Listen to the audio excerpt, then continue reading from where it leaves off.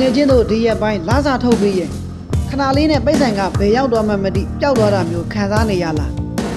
အားလာစာလေးနဲ့တော့မလောက်တော့ဘူးတခုခုထပ်လုံးမှဖြစ်မယ်လို့တွေးမိနေလားကျွန်တော်လည်းအဲ့လိုပဲအမြဲတွေးနေတာဒါပေမဲ့ဒီနေ့ကျွန်တော်လေးလာမိတဲ့လောက်ဝင်ငွေနဲ့ထွက်ငွေညီမျှအောင်ဘယ်လိုလုပ်ရမလဲဆိုတဲ့နီလန်နှစ်ခုကိုပြန်လည်မျှဝေပေးခြင်းပါတယ်ပထမနီလန်ကတော့အားလုံးသိတဲ့အတိုင်းပိုရှာမယ်ဒါပေမဲ့ပိုရှာမယ်ဆိုတဲ့နေရာမှာကျွန်တော်တို့တတိထားရမှာတစ်ခုရှိတယ်ကျွန်တော်တို့လိုချင်တဲ့ငွေပမာဏကကျွန်တော်တို့ပေးနိုင်တဲ့အရည်အချင်းနဲ့ထိုက်တန်ရဲ့လားဝင်ငွေတိုးချင်ရင်အလုပ်ချိန်တိုးတာထက်အစွမ်းအစစကေးကိုမြင့်ဖို့ပိုအရေးကြီးတယ်ဥပမာ digital စကေးပဲဖြစ်ဖြစ်ဘာသာစကားပဲဖြစ်ဖြစ်ပေါ့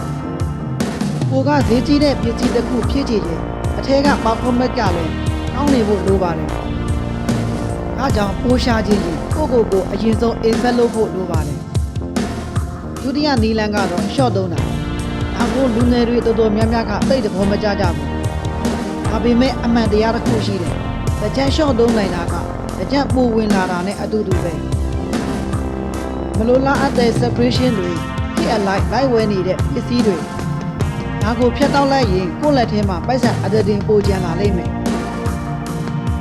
ပိုရှာဖို့ကအချိန်ယူရပေမဲ့ short သုံးဖို့ကတော့အခုချက်ချင်းစလို့ရတယ်တကယ်တော့ဒီနှစ်ခုလုံးကို blessing ဖြစ်အောင်လုပ်နိုင်ရင်အကောင်းဆုံးပါပဲပိုရှာဖို့အရေးချင်းကိုမြင့်မယ်တစ်ဖက်ကလည်းအပေါ်အရှံတွေ short သုံးမယ်ဒါဆိုရင်ကျွန်တော်တို့လိုချင်တဲ့ငွေကြေးလွတ်လပ်မှုကတိတ်မဝေးတော့ပါဘူးတကယ်ချင်းတို့ရောအခုလောလောဆယ်ပိုရှာဖို့အာရုံစိုက်နေလား